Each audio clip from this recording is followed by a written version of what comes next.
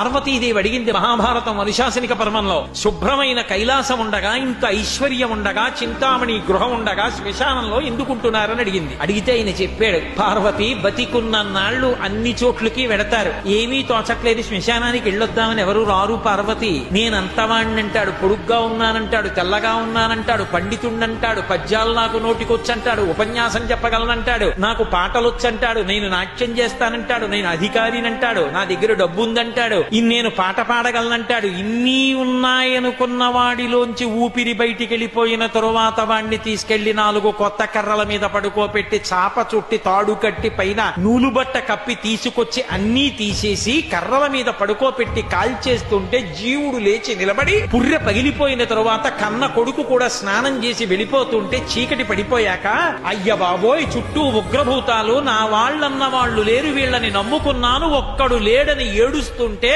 నేనున్నాను రా అని చెప్పడానికి నేను కూడా లేకపోతే చచ్చిన వాడు 1000 మాటలు చచ్చిపోతాడని అక్కడ ఉన్నాను పార్వతి, నా కర్మకాలక్కడ లేనన్నాడు.